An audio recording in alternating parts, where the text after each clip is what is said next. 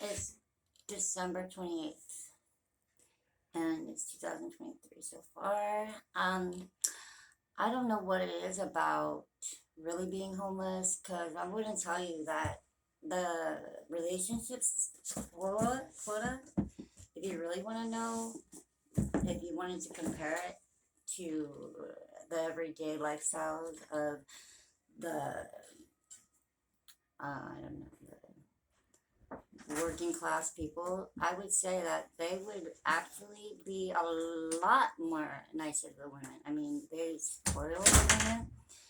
They just about would do anything for a woman because of knowing that there's something missing in just not even if it's something missing, that they know how to make things better because of how things can be so hard on them.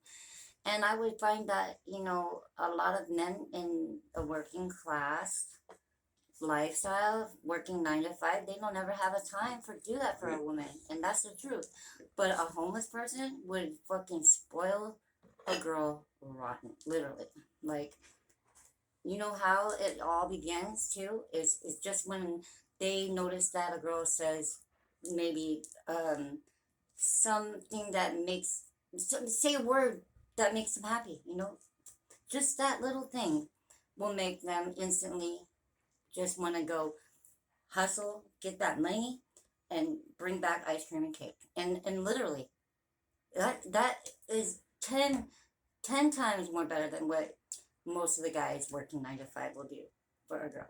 I mean, and this isn't just once a day. This is 10 times a day. Okay, just think about it.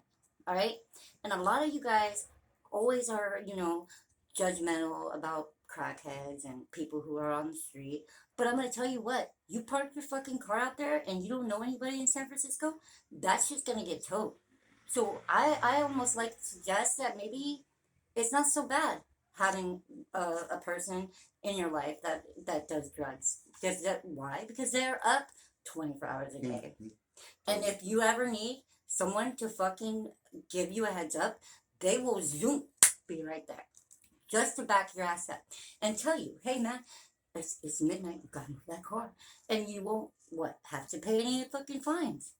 Now, I don't know about you, but I would much rather be fucking like tight with a fucking drug addict and make friends with them and be on their side than on Gavin Newsom's, okay? Because let me tell you a little secret about his little, what do they say, elite group with London Breed and Kamala Harris. I mean, they are allowing these poor innocent animals to be owned by homeless, okay? All right, fine. He ignored all my letters, never once listened to anything I had begged him to do, okay? But so I'm gonna say this: why isn't there any free veterinary clinic for them to bring their pet, to bring their dogs? Because if it isn't that, he's not only making them miserable, but their life expectancy span is just getting shortened by the day, okay? And I want to tell you, I am on, like, let me say this. I am on low income, okay?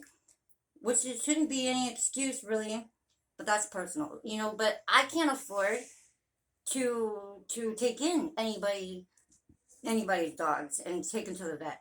And as many times as I have offered, not one person has ever actually come and made that happen. They didn't never call. They didn't never want to do it. And I also want to just point out that these dogs don't have a voice. They can't just sit there and tell anybody. They are actually being housed by a person who's not housed, okay? And I had suggested that if they're going to be allowed to have a pet, why don't you open up a fucking veterinarian for the homeless peoples instead of opening up a smoke shop? All right, you guys, your guys' mental. I don't know if you guys are thinking, or if maybe you guys had a little bit too much of that motherfucking arsenic in your coffee, but you guys are like totally miss, not only giving us misinformation, misinforming people, But you guys are so caught up with all the lies you've told us that you guys can't keep up with half the shit.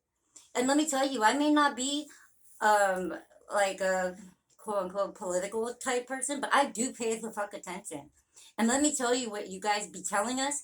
It sounds like you guys like I think a crackhead would be a hell of a lot better of a president than what's happening. I mean, as you can see, there's a lot that you guys are capable of showing. And then there's a lot that we are showing you. And if an F and N and D, or F and D and A, or I don't know how the letters are going together, but you guys do, okay? There's no secret about all the things that could be potentially kept from you. And I want to suggest that Gavin Newsom fucking make something happen, because I'm not just saying homeless people shouldn't have a dog. I'm saying people who are just plain simply unemployed, unhoused, don't have a fucking mental capacity of a fucking look. They're just as dumb as like a fucking, they got the brain of a 5-year-old half the time, and they lie and they say that they need a service animal. That's a lie. You're letting things slip through the cracks, Gavin, and those little things are actually big, big, big things. Okay, you may not see it, but my ass, I'm very intelligent, and I have to tell you, I've got a hell of a lot of experience because I'm a hell of a lot closer to the people that are on crack than you. And I'm gonna ask you again, do your job. Because I live in the TL, and I'm probably pretty soon gonna be leaving, because I'm probably gonna go back home to my mom and dad because they're not getting any younger. But before I do, if I cannot get this through to your fucking head that you are definitely misleading your people, you're mistreating your people, and you're totally, totally missing all the things you're supposed to really do. And I don't think that you're gonna really fully potentially live up to the standards of your job. You are not getting the benefits that you could quite possibly earn if you would do some of the things that people ask. And as far as going out to coffee and maybe paying for it, I'm sure that you much rather have $1 billion get wasted down the drain instead of having it spent on the housing rights that we deserve. Because isn't it what? Government money?